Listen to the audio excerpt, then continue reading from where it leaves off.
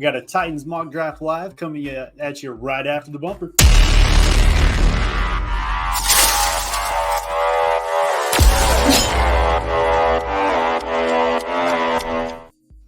What's going on, Titans fans? Welcome back into the Glory Days Sports Show. I am your host, Jake Robertson. Make sure you go check us out on YouTube, Spotify, Apple iTunes. If you're checking us out on Twitter, make sure you hit that retweet and like button. Help us grow the channel. We've been doing this podcast for a little over a month now, and we've pretty much consistently doubled our numbers on a week-to-week basis, and we couldn't do it without you. But make sure you go hit all those likes and subscribes everywhere. But today, just like last week, we're doing another mock draft live. Just kind of talking over all these things. I don't know how good of a weekend you guys had, but I had a pretty good one after seeing that big trade come through. So we're really shifting our focus from free agency now into the draft. And we're really trying to plug in those holes. After today's show, just like last week, we're going to go in and rate all of your guys' mock drafts. We got about 8 of them, I think, this week. Pick isn't Joe Alt. You're wrong. If you checked out the thumbnail, Joe Alt was the thumbnail this week, and we'll play off of that. And what I'm really focusing on today is what I think Callahan and Rand are looking at, not so much my rankings. Personally, I might see it a little bit different from Joe Alt there, and we'll see how it plays out. But we're using PFF again today. But make sure you leave those comments, and we're going to go ahead and get started with the first pick. We're looking at 107. Last week, as you know, we did trade down from the 107 with, I believe, the Raiders, if I remember right.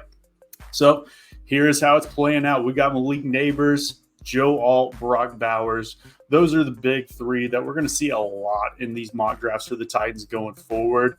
And personally, I have Malik Neighbors as my 101 on my big board. I have him over Marvin Harrison Jr.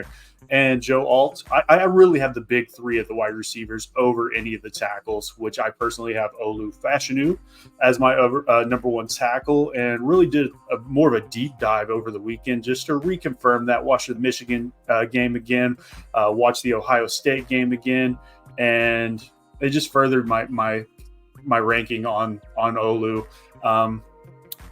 Man, I know Joe Alt is the guy that is in the thumbnail, like I said, but I like speed. I like Malik Neighbors, and that's where I'm going here. I'm going Malik Neighbors at the 107, and I honestly think that's a steal.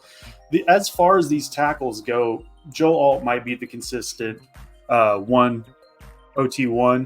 but I think a lot of these guys are pretty close, even getting down into Amarius Mims and guys at the back end of the first round, J.C. Latham, Troy Fautanu, Talisi Fuanga. I mean, they're all pretty close to me. I mean, Joe Alt might be the home run pick, but we're going Malik Neighbors here at 107. And we're not trading down. And you guys know I'm all team trade down, but want to kind of play it off a little bit different than we did last week. I'm going to try to not pick any players that I did on last week's mock draft, just so you guys can get a little bit more knowledge on some of these guys, especially later in the draft. Last week we did take Tyler Nubin here. Doesn't look like anybody's interested to trade.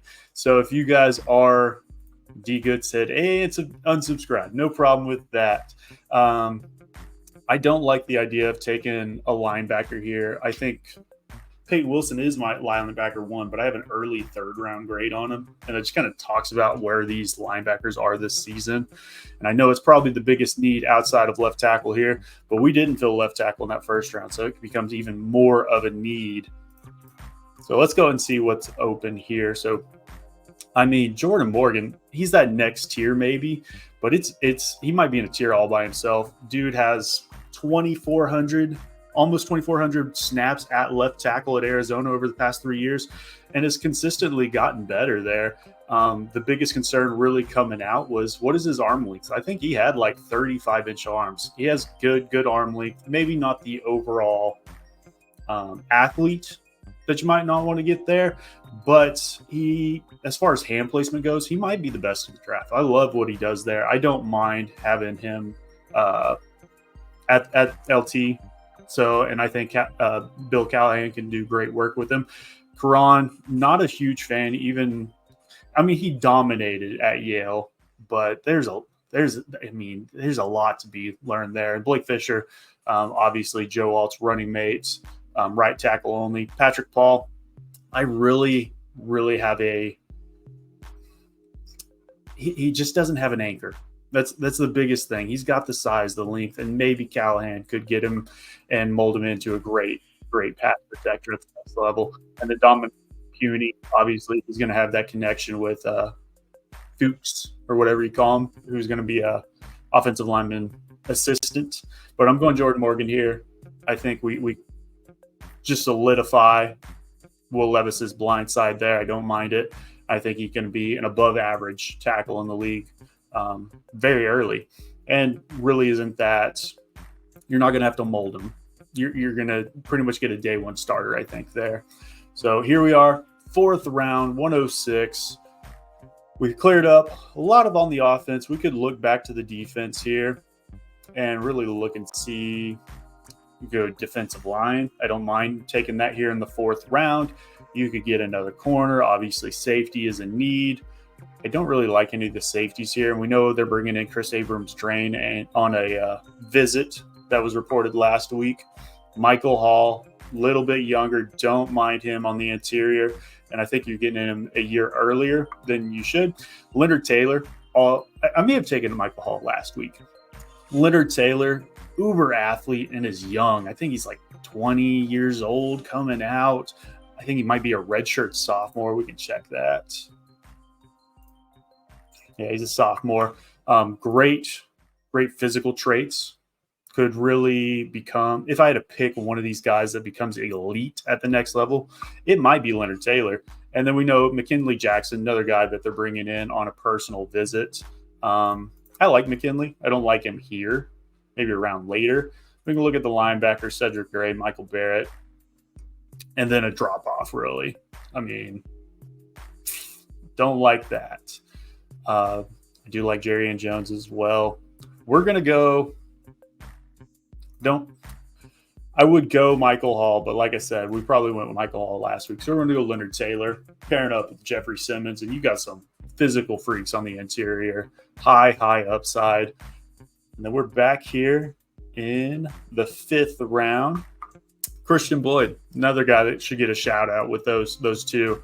Wouldn't mind that. Nelson Caesar here, Ben Sinnott. Tight end, you got to get a blocking tight end. And Ben Sinnott, I mean, he's kind of a do-it-all. Probably doesn't get the love he should. And then Theo Johnson, physical freak. I think we drafted him last week as well. Michael Barrett, like I said, there's pretty much a drop-off after Michael Barrett. And then Zach Zinter, great guard. Obviously, the gruesome injury. I think we drafted him last week as well. Javon Foster, I think we drafted him. Could go Ben, could go Barrett. Linebacker is obviously the biggest need right now. I don't think he's going to wear a green dot for you. He's in the right place at the right time. And we'll get our linebacker there. So we got 4 more picks popping into the 6th round. If you guys are checking us out for the first time, make sure you go like, comment, and subscribe. Luke McCaffrey would 100% be off the board at this point in time. If he's not, you're running in that card. Tip Ryman. I mean, we could go back to tight end. Wouldn't mind that at all. Brennan Jackson.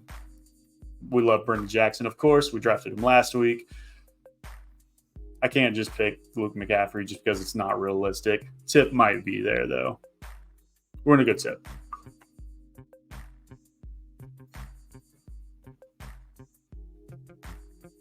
Now we got these 3 7th-rounders. So we're looking for special teamers at this point. These are guys that are not going to play significant snaps. You could go punt returner, kick returner, but you're looking for somebody that can gun, who can just fill in to those roles. Curtis Jacobs, if you're going linebacker, physical, kind of plays that overhang for Penn State. Wouldn't mind that there. If we didn't go Tip, we could go Tanner McLaughlin here out of Arizona as well.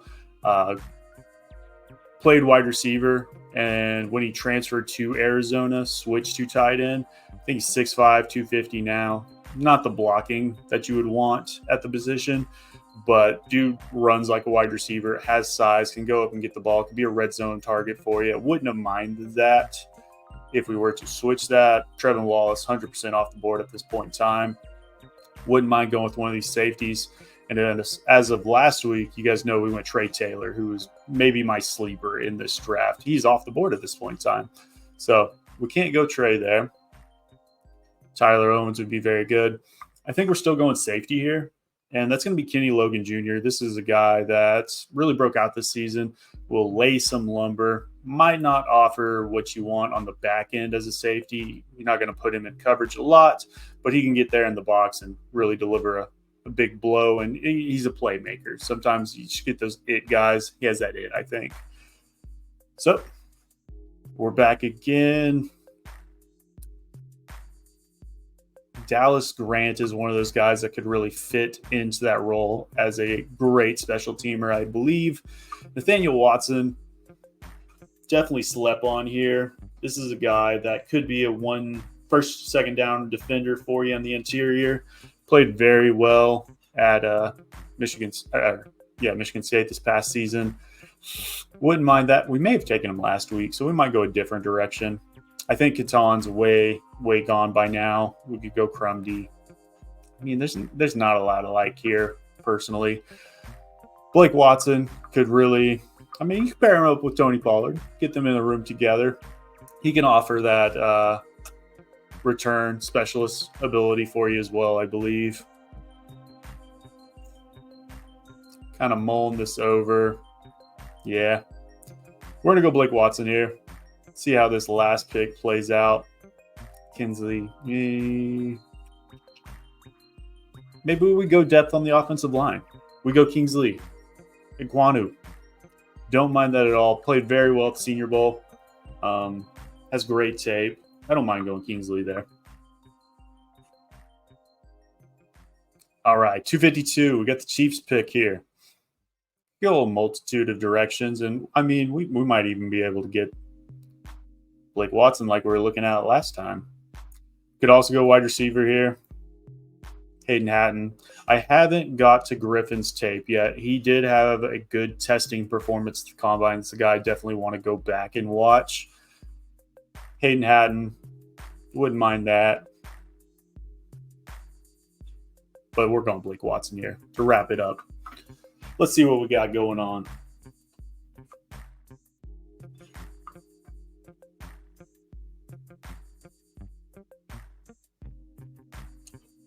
All right, so we got Malik Neighbors coming in, pairing him up with Nuke and Calvin Ridley. You got versatility there. He could either drop into the slot and be a day one starter there. You can move Nuke into the slot. Maybe he transitions as he gets older and loses. I mean, he's not an uber athlete even coming out originally. If he loses maybe a step, you move him into the slot, and you just got consistency there, and Malik Neighbors can be that deep threat on the outside with Calvin Ridley. Wouldn't mind that. I think you just have versatility between those three. Jordan Morgan comes in, day one starter, and you pair him with Peter Skoronski and Cush on that left side, and you're set in stone there.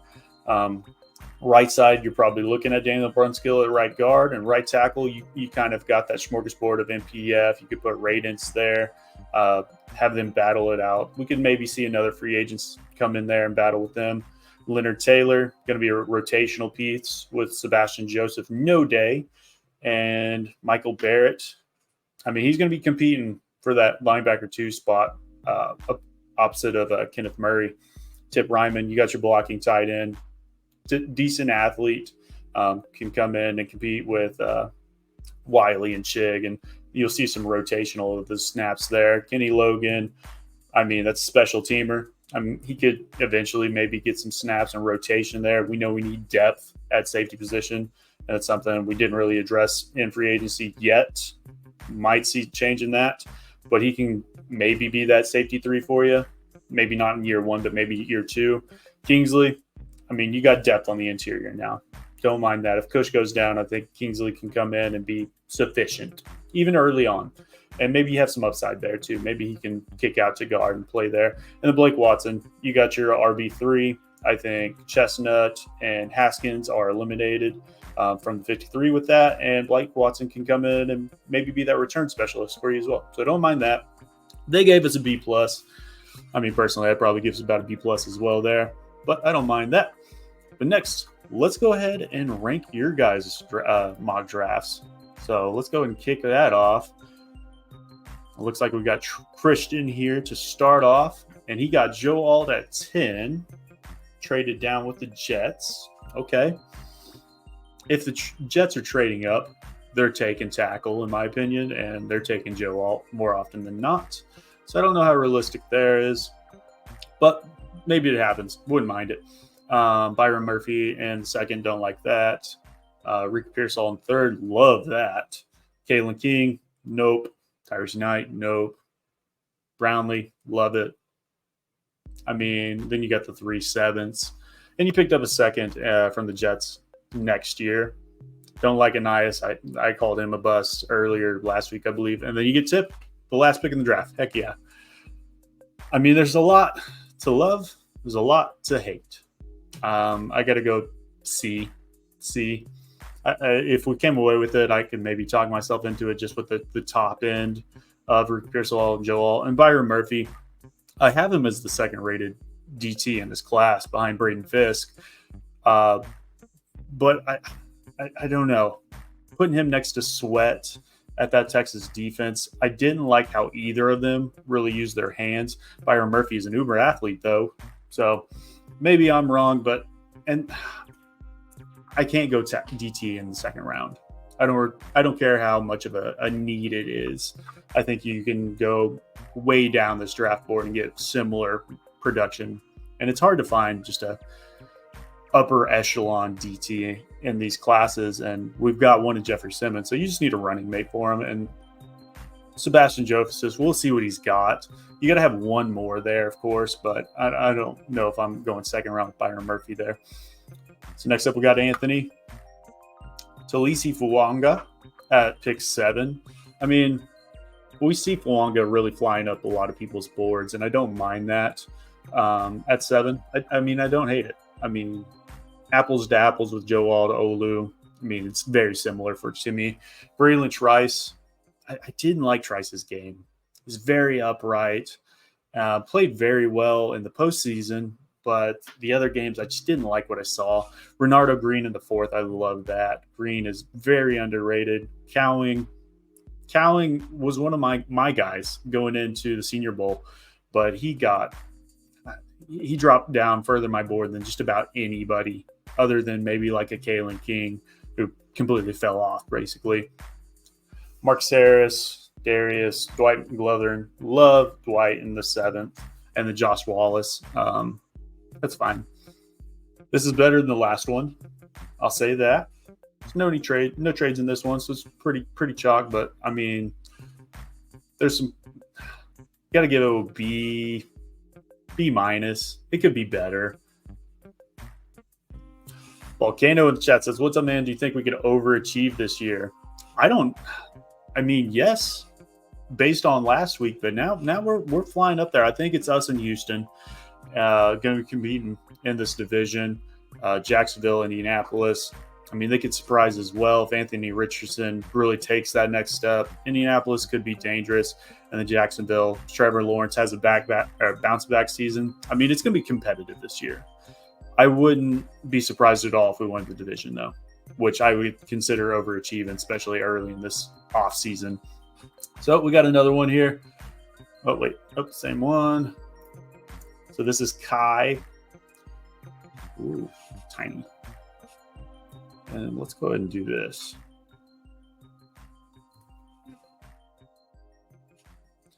All right, so he traded down to 9, picked up a 3rd, got Edgerrin Cooper. Edge is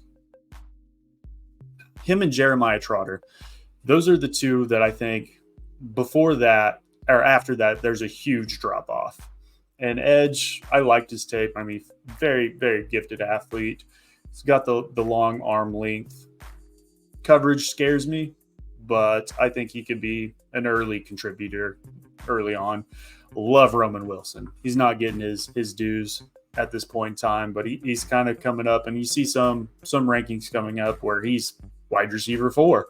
So Joe Alt at 9, Roman, I mean, I like, and then Michael Hall, Cam Kitchens. Cam Kitchens is such an interesting prospect because I see him ranked in some people's second round. This is where I kind of have him. Javon Baker, I think he's far, far gone at this point. Same with Haddon. I mean, I could see Haddon falling into the 6th, but I don't see him in the 7th. Elijah Jones, similar. I think he's going 3rd or 4th round. I don't think you're getting him in the 7th round. Maybe the best man coverage corner in this entire draft. Plays a lot of off coverage, but he's showed. I mean, at the Senior Bowl, you were worried, or not Senior Bowl, with the Combine, you were worried about his overall athleticism. I think he showed more than enough, and it was actually better than I anticipated. I really like this though. We're going A- here. It's not very realistic down the stretch, but those first 4 picks will definitely give you what I'm looking for here. And out. Next up, we got Thomas. Thomas is always up in the chat. If you're up there, make sure you shout out somebody. So we got 2 trade downs here. Traded down from 7th to 9th. Maybe Chicago traded up for one of these wide receivers to pair up with Caleb. Maybe Harrison, Neighbors went early, and Rome is the last one, or vice versa. And then you got a 3rd this year, a 3rd next year. I mean, maybe. I don't know if they do that. And then traded down again to 12 and picked up another 3rd and 4th this year. So I don't think that's very realistic. If this is the case, I think the quarterback's probably off the board at this point. That's the only reason Denver would trade up. I could see maybe one of these trade downs, but not both of them. But if that's the case, we're just going to go off the players here. Talisi Fuanga at 12. We know we like Fuanga, Newbin, DeAndre Sweat in the 3rd, Jeremiah Trotter. We talked about him just a little bit ago. Then we got another trade down. Or no, this is another trade down with Green Bay and picked up a 5th. And you got 2 of the 3rds. I don't think they're doing that. No, don't think they're doing that at all. But again, we like Puny. Dadrian, uber athlete. Malik Washington, definitely one of my guys. I went back and forth when I did my guy episode last week if it was going to be Malik Washington or Brendan Rice. We settled on Brendan Rice, but Malik's definitely up there. Brendan Jackson, Trey Taylor, Blake Watson. You definitely watched the show last week. We could definitely tell that. So based on that, I got to go A. But realism, I don't think a lot of this happens. Would love it, though. I would love it. So we got one more, I think. The Travelers Within. We got pick 7. We swapped with Arizona, who's trading back up after pick 4. I don't know who they'd be trading up for. Maybe they're looking for one of these linemen. Maybe they didn't go wide receiver at pick 4. I don't know. But we picked up a 3rd and 4th regardless. That seems rational to me as far as compensation. And maybe Arizona's justice. I don't think so. I think it's probably one of the 3-4 teams behind them that does that. But regardless, we got Brock Bowers at 11. Personally, I mean, if we're going off big board, love it. How I see it is he's wide receiver 4. You got Rome, you got Neighbors, you got Harrison, and then Brock Bowers is just a huge receiver in my opinion. He's still growing as well. I think he could play probably around 230 this past season. He maybe play at 240 in the near future, but I don't think he's ever going to be that 250 run blocking tight end for you. Pound for pound, definitely up there as far as a run blocker, but he could definitely improve. And then you got Jordan Morgan. We drafted Jordan Morgan earlier today. Jermaine Burton, don't mind that. Definitely where he belongs in the 3rd. You're not reaching there, but good value, I guess. Michael Hall, love it. Kamara. I haven't actually seen how he pronounces it, but we'll go Kamara there. Don't mind that. Catan, and like we said, he was in 7th round in this mock draft, going in the 5th. That's where I kind of see it. Trevon Wallace, another guy that's usually there in the 7th in PFF. I think he goes in the 4th to 5th round range, so maybe there in the 6th. Who knows? Quan Hardy, who in my opinion, is better than Kalen King. Don't mind that. And then Tanner McLaughlin. Good job. We applaud you there. We definitely like Tanner, and he might not fit. I would like it better if he didn't go Bowers in the first, because at that point you got 4 tight ends on this roster. I think we probably only keep 3, and you're sending. He's basically sent to the practice squad right off the bat. And then Andrew Raym, don't like that. Andrew Raym, even in the 7th, I don't like that. Watching this whole past year as an Oklahoma fan at the Senior Bowl, he did not perform well. I think he probably transitions to guard at the next level. He could stay at center, but man, good players, maybe not the best overall concept I would like to follow. We'll go B+ for that. But I mean, that is it, guys. You guys knocked it out of the park today. We'll be back on Thursday to talk about this L'Jarius Sneed team with the boys. We also got Stoney Killy that'll be joining us as well. So make sure you go like, comment, and subscribe, and we'll check you guys on the flip side. Peace.